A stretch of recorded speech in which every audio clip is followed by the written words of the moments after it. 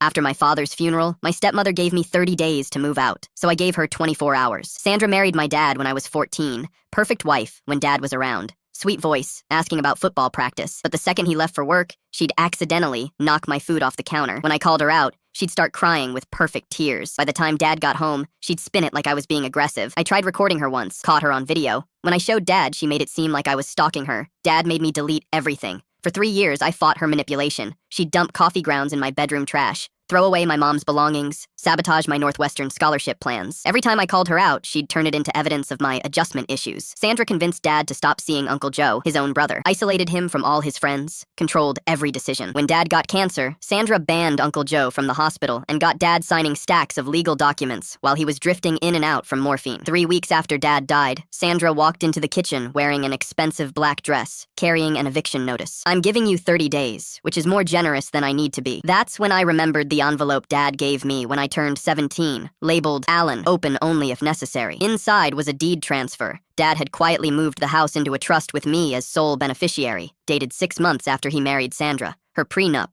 where she'd signed away all claims, and a letter. "Alan, if you're reading this, Sandra has shown her true colors. I know you've been fighting her lies for years. I'm sorry I couldn't back you up publicly, but I was gathering evidence the whole time. Uncle Joe was right about her. These papers will give you the power to fight back. I love you, Dad." Dad had been listening the entire time. He'd just been smart enough to not let her know. The next morning, Sandra walked in with her iPad showing Zillow listings. "You're right," I said, grabbing the folder. "Someone definitely does need to move out." I dropped the deed on the table. Her iPad slid off the edge and clattered to the floor. "This is my house. It has been for 2 years." She grabbed the paper, reading frantically. Her face went through confusion, disbelief, horror, then rage. "This can't be right. I was his wife. I have rights." "You have rights," I said, sliding the prenup across. "You're entitled to 1 Honda Accord and whatever dignity you have left." She threw her coffee mug at the wall, started ugly crying. "This is fraud! You manipulated a dying man." "With what money?" Uncle Joe said from the doorway. "You just found out you're broke." I pulled out my phone and called a locksmith right in front of her. "I need all my locks changed today. Emergency." "You can't do this to me," Sandra screamed. "You've got 2 hours to pack and get out,"